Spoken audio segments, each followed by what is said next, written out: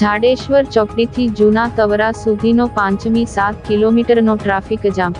શાળા, કોલેજ, નોકરીએ જતા લોકો અટવાયા. નેશનલ હાઈવે પર પણ ટ્રાફિક જામની અસર જોવા મળી હતી.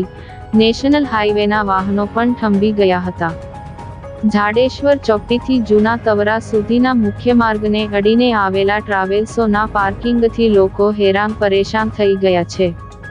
ભરૂચની પૂર્વ પટ્ટી ઉપર નવા ભરૂચનું નિર્માણ થઈ રહ્યું છે, પરંતુ અહીં તો પૂર્વ પટ્ટીના લોકોને ભારે તકલીફનો સામનો કરવો પડતો હોય છે. રોજબરોજ સવારે 7 વાગ્યાથી લઈ 9 વાગ્યા સુધી સતત ટ્રાફિક જામથી શાળા કોલેજે જતા વિદ્યાર્થીઓ, ધંધા રોજગાર અર્થે જતા લોકો હેરાન પરેશાન થઈ રહ્યા છે. વારંવાર રજૂઆતો કરવા છતાં પણ હજી કોઈ અંત આવ્યો નથી. પ્રાપ્ત માહિતી અનુસાર જાડેશ્વર ચોકડીથી જૂના તવરા સુધીના મુખ્ય માર્ગને અડીને ટ્રાવેલ્સોની બસોના મોટા પાર્કિંગો આવેલા છે. જે પાર્કિંગમાંથી દરરોજ સવારે 7 વાગે શિફ્ટ ડ્યુટીના સમયે એક સાથે બસો કરતાં વધુ લક્ઝરી બસો નીકળતી હોય છે, જેને લઈ મુખ્ય માર્ગ ઉપર ટ્રાફિક જામની સમસ્યા વર્તાતી હોય છે.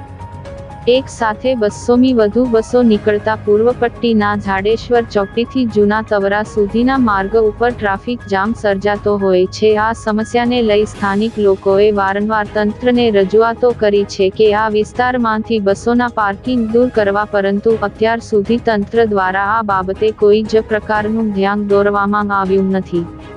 સાથે રાત દિવસ બેફામ દોડતા ભૂ માફિયાઓના ડમ્પરથી પણ ટ્રાફિક જારની સમસ્યા વર્તાઈ રહી છે. આખી રાત ધમધમતા ઓવરલોડિંગ ડમ્પરો અને રોયલ્ટી વિનાના ડમ્પરો પ્રશાસનથી ભાગવા માટે બેફામ દોડતા હોય છે. જો કે જેને લઈને વારંવાર અકસ્માતો પણ સર્જાયા છે, જેને લઈ ભરૂચના સાંસદ સભ્ય મનસુખભાઈ પણ વારંવાર રજૂઆતો કરતા હોય છે, પરંતુ અત્યાર સુધી આ રજૂઆતોનો કોઈ ઉકેલ આવ્યો નથી. તો શું તંત્ર આખા આડા કામ કરી રહ્યું છે?